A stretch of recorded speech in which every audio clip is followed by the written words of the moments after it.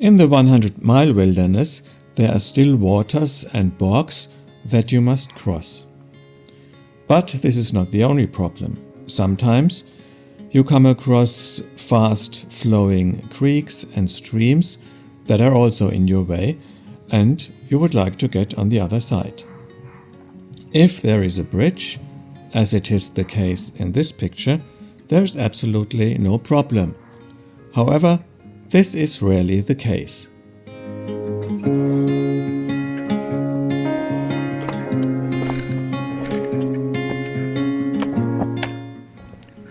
Here I'm approaching a bog. Usually there are wooden planks that lead through that territory. It hasn't rained much recently, and there is only little water in the little runs or in the soil of the surrounding area. You must balance a little bit and be careful. The planks are quite often quite old and usually a little bit wobbly. The ground to the left and to the right of the planks is often quite wet and moisty. It's not really dangerous. I mean, if you do not hit the plank, you only get wet feet.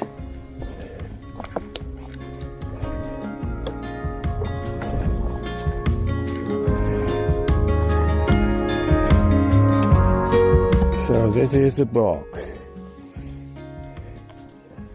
Yeah. You should not leave the planks.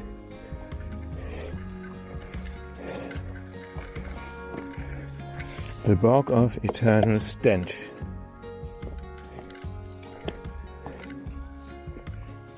If you fall in, you stink forever.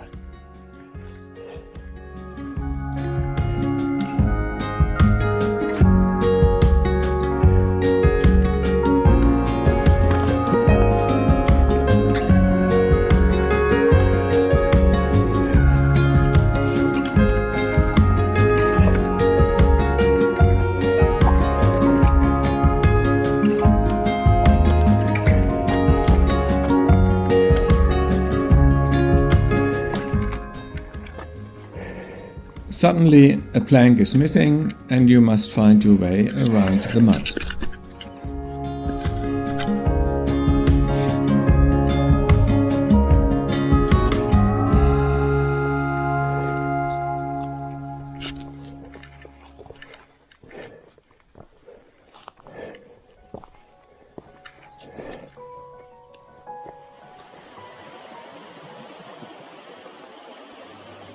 The situation is different when you come to a fast-flowing stream, especially when it has rained a lot or when it is snow melting time. Then this can be very, very dangerous because the current is strong. The ground is slippery anyway because the stones are slimy. Well, here it is quite an easy crossing. I almost fell in. I usually put on my Crocs. I take off my shoes and the socks, tuck them away in my backpack, and then I cross the river using my trekking poles that are of great help. The water in this stream only reached my calves. It was very, very refreshing. I did enjoy the crossing. I had perspired a lot and it was a hot day, and the cool water was really good.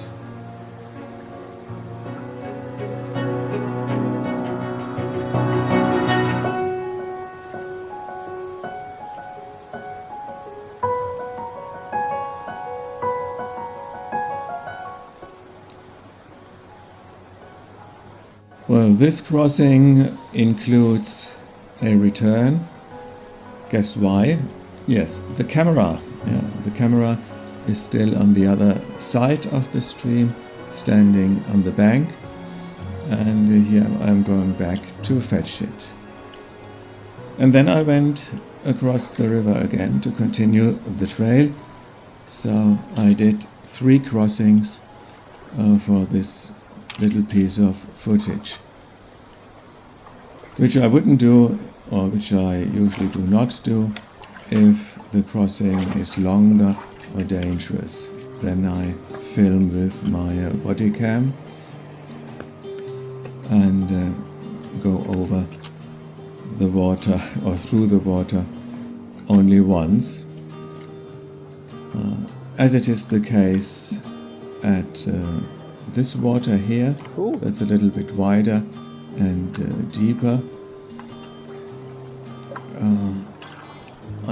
I'm already wearing my Crocs. I'm going in and try to find a stable stand and then work my way through the stones that are on the ground of the riverbed.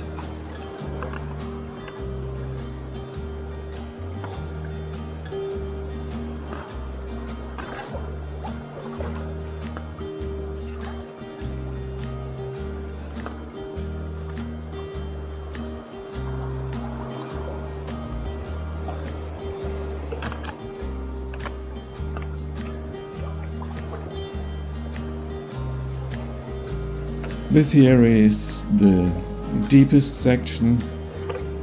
The water reached my hips and I got wet shorts. But that was nothing bad. The weather was warm and the shorts dried up very, very quickly after leaving the water.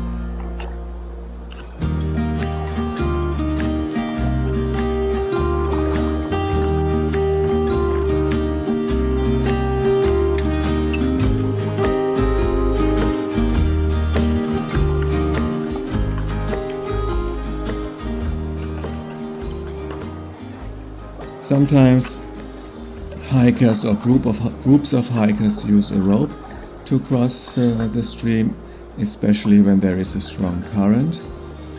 And here on this bank somebody has left behind their rope, which shouldn't be the case. You are not supposed to leave traces in wilderness. I don't know why they didn't pick it up. The rope is still lying between the rocks and rotting away. So you see it lying on the ground here in this section of the footage. There it is, a blue rope that was probably used to cross the water. You should not go through a stream barefoot, and the reason why is visible in this piece of footage. The stones and the rocks can be very pointy or even sharp. There are no round stones or small little pebbles.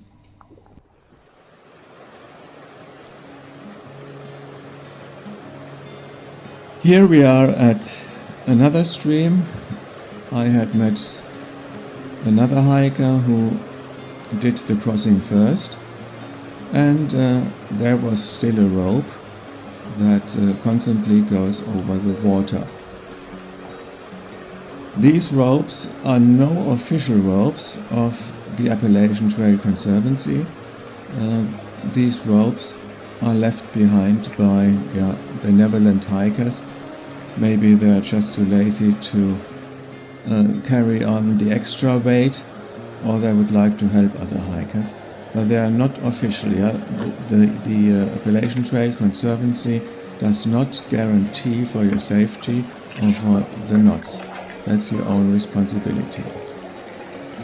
And these ropes are not always at the very best spot where you can cross the river. Sometimes it's worth going a little bit up or down river to find a better ford.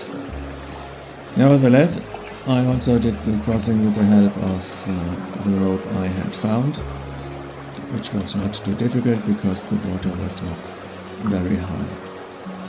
But it was convenient. It was good to have something in your hand. Before you do that, you should unbuckle your hip belt and other buckles that are at your backpack, just in case you fall in. If you fall in, even shallow water can be dangerous when you have a heavy backpack. You must get out of your pack very, very quickly. And that's why you should cross it with open belts and buckles.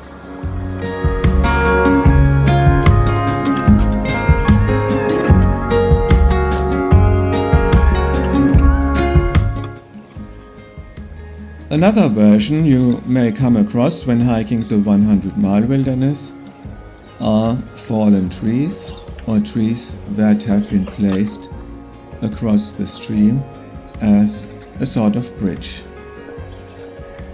So here there are two long tree trunks, and it requires a little bit of balancing. You feel like in a circus.